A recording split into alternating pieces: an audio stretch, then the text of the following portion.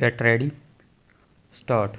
In cases where the passing of any departmental examination is a condition precedent for a particular promotion or increment, a civil government employee who had not already passed such examination before taking up military service should stand exempted from passing such a test for the period of the military service and for such period thereafter as would normally have been allowed to him to pass such a test, but for proceeding on military service provided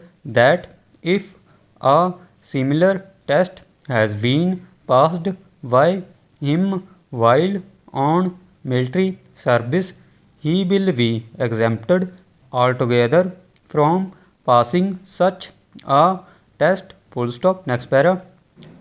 In cases where civil government employees are eligible for promotion in their parent department through competitive examinations which are limited to departmental candidates, only a civil government employee who was eligible to take such an examination while away on military service should be allowed on his reversion to the parent department as many chances to complete at such an examination as would have been available to him but for his joining military service and given the necessary age and length of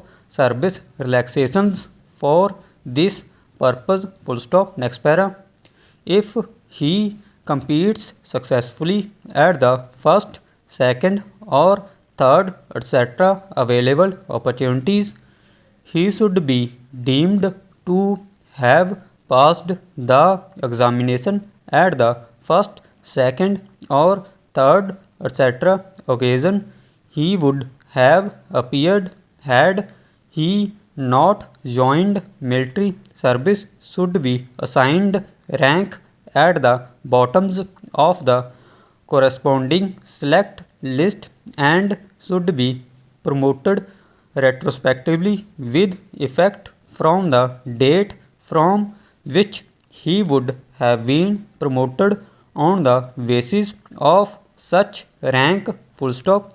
For the purpose of reckoning available opportunity and examination notified within 3 months from the date of joining the civil post by the government employee after return from military service may be ignored unless he actually appears at it.